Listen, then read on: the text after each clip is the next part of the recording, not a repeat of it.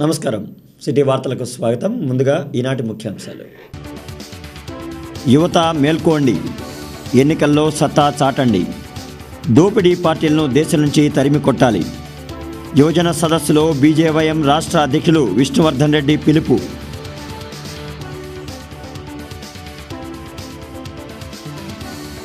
తెలుగు జాతిని కించపరుస్తున్న ప్రధాని, ఎంపీలు రాజీనామా చేసి ఉంటే రాష్ట్ర విభజన ఆగేది. టీడీపీ వెల్లడి.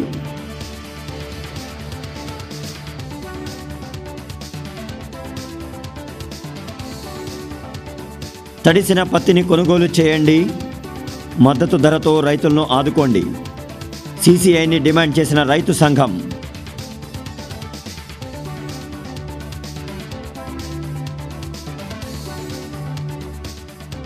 వైభవంగా కొనసాగుతున్న మహావిష్ణు యాగం, కన్నుల పండుగగా కోటి కుంకుమార్చన.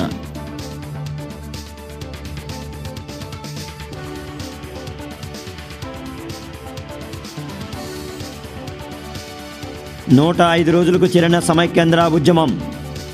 కేంద్రం దూకుడుగా వ్యవహరిస్తే తెలుగు ప్రజల ఆగ్రహానికి గురికాక తప్పదని జేఏసీ నేతల హెచ్చరిక. అరండలపేట వైన్ డీలర్స్ కళ్యాణ మండపంలో ఈరోజు యువజన సదస్సు జరిగింది. బీజేపీ యువమోర్చా ఆధ్వర్యంలో జరిగిన ఈ సమావేశానికి యువత, విద్యార్థులు పెద్ద సంఖ్యలో హాజరయ్యారు. గాంధీజీ పేరును అడ్డం పెట్టుకుని గత 65 సంవత్సరాలుగా స్వాతంత్ర భారతావనిని దోపిడీదారులు దోచుకున్నారని బీజేపీ యువమోర్చా రాష్ట్ర అధ్యక్షులు విష్ణువర్ధన్ రెడ్డి ధ్వజమెత్తారు. అటువంటి దోపిడీదారుల విగ్రహాలను దేశంలో, రాష్ట్రంలో అడుగడుగునా ప్రతిష్ఠించడం సిగ్గుచేటని వాపోయారు. యావత్ యువత మేల్కొని దోపిడీ పార్టీలైన కాంగ్రెస్, వైఎస్ఆర్ కాంగ్రెస్, టీఆర్ఎస్లకు బుద్ధి చెప్పాలన్నారు. నవభారత నిర్మాణానికి శ్రీకారం చుట్టిన నరేంద్ర మోడీకి అండదండలుగా నిలవాలని విష్ణువర్ధన్ రెడ్డి పిలుపునిచ్చారు.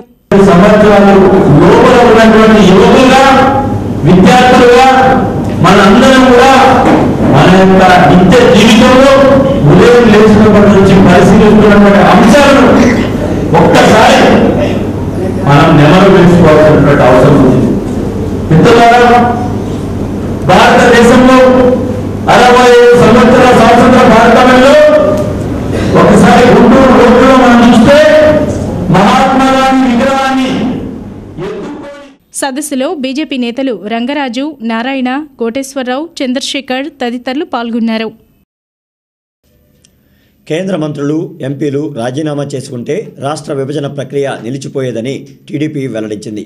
సమైక్యాంధ్ర ఉద్యమ ఆకాంక్షను గౌరవించి ఇప్పటికైనా పదవులను వదులుకోవాలని, రాష్ట్ర విభజనను అడ్డుకోవాలని డిమాండ్ చేసింది.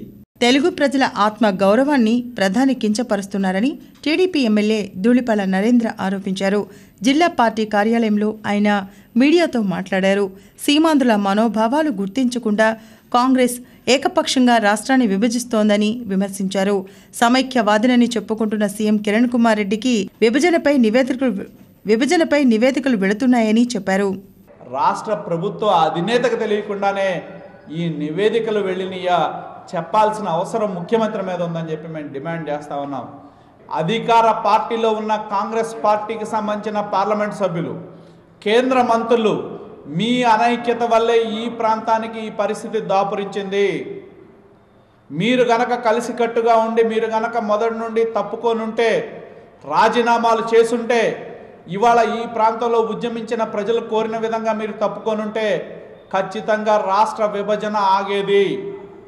ఇప్పటికైనా కళ్ళు తెరవండి. రాష్ట్ర విభజన కోసం నివేదికలు ఇవ్వటం కాదు, రాష్ట్ర ప్రజల యొక్క ఆకాంక్షను నెరవేరటానికి పదవులను వదిలిపెట్టి ప్రజల్లోకి వచ్చినాడే మీరు ఈ ప్రాంత ప్రజల యొక్క ఆకాంక్షలను గౌరవించిన వాళ్ళు అవుతారు. ఆ విధంగా చేయకుండా మీ యొక్క స్వార్థ ప్రయోజనాల కోసం మీ పదవులు. కేంద్ర మంత్రులు, ఎంపీలు రాజీనామాలు చేసి ఉంటే రాష్ట్ర విభజన నిలిచేదని నరేంద్ర అన్నారు. కనుక సమైక్యాంధ్ర ఉద్యమ ఆకాంక్షల మేరకు పదవులకు రాజీనామాలు చేసి విభజనను అడ్డుకోవాలని డిమాండ్ చేశారు.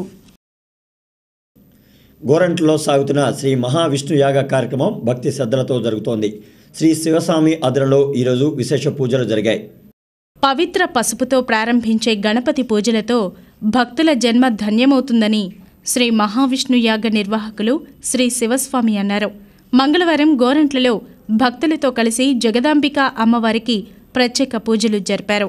ఈ సందర్భంగా గణపతి పూజ ప్రక్రియ యొక్క పవిత్రతను భక్తులకు వివరించారు. పూజల్లో పసుపు ప్రాధాన్యతను భక్తులకు శివస్వామి ఉపదేశించారు. శ్రీ మహావిష్ణు యాగ కార్యక్రమంలో భాగంగా నిర్వహించే పూజల్లో అందరూ పాల్గొనాలని శివస్వామి పిలుపునిచ్చారు. జైతు జైతు బాలారౌద్రిణి జైతు జైతు బాలారౌద్రిణి రుద్రరూప జైతు జైతు బాలా చిన్మయి జైతు జైతు బాలా చిన్మయి జ్ఞాన రూప వరదల కారణంగా తడిసిన పత్తిని సీసీఐ ద్వారా కొనుగోలు చేయాలని సిపిఐ డిమాండ్ చేసింది.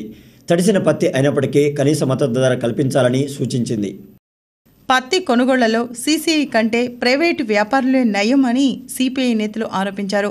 పత్తి రైతుల సమస్యలు పరిష్కరించాలని కోరుతూ ఆ పార్టీ నేతలు ముప్పాళ్ల నాగేశ్వరరావు, రావుల వెంకయ్య తదితరులు సీసీఐ అధికారులను కలిసి వినతిపత్రం సమర్పించారు. వరదల కారణంగా తడిసిన పత్తిని సీసీఐ ద్వారా కొనుగోలు చేయాలని వారు డిమాండ్ చేశారు. రైతులు నష్టపోకుండా కనీస మద్దతు ధరకి కొనుగోలు చేయాలని సూచించారు. కాటనే 8 లక్షల ఎకరాల్లో కాటన్ పూర్తిగా దెబ్బతింది. మరి గుంటూరు జిల్లాలో కూడా 1,00,000 ఎకరాలకు పైగా కాటన్ పండించినటువంటి రైతులు మరి అదంతా కూడా నష్టపోయి బాగా బాధలకు గురైనటువంటి పరిస్థితి కనపడుతూ ఉంది. ఈ పరిస్థితుల్లో ఇంకా ప్రభుత్వం నుంచి సీసీఐ ఏమాత్రం కూడా వాళ్ళు కొనుగోలు కేంద్రాలను పెంచి కొనుగోలు చేయడానికి ముందుకు రానటువంటి పరిస్థితి కనపడుతూ ఉంది. ఆ డిమాండ్ మీద అలాగే తడిసిన పత్తిని ప్రభుత్వమే నేరుగా కొనుగోలు చేయాలని చెప్పి ఇవాళ పత్తి ధర మాత్రం కేంద్ర ప్రభుత్వం నిశ్చితంగా 4,000 మాత్రమే సపోర్ట్ ప్రైస్గా ప్రకటించింది. ఇవాళ బయట మార్కెట్లో పత్తి బాగున్న దగ్గర 42-45 కూడా కొంటున్నారు. ఈ తడిసిన పత్తి మాత్రం మా వల్ల కాదని చెప్పి సీసీఐ కాదంటే ఇవాళ పత్తి రైతులు ఈ నష్టాల నుంచి బయటకు వచ్చే మార్గం లేదు. అందులో కావూరి సాంబశివరావు కానీ పనబాక లక్ష్మి కానీ వీళ్ళిద్దరూ కూడా ఆంధ్రదేశానికి పర్టికులర్గా గుంటూరు, కృష్ణా, పశ్చిమ గోదావరి జిల్లాల నుండి ఎంపీగా కేంద్ర మంత్రులుగా ఉన్న నేపథ్యంలో వారు జోక్యం చేసుకొని ఈ నిబంధనలను సడలింపు చేసి ఈనాడు ఇంతో అంతో తడిసిన పత్తిని. సిటీ వార్తల్లో ఇప్పుడు ఒక బ్రేక్.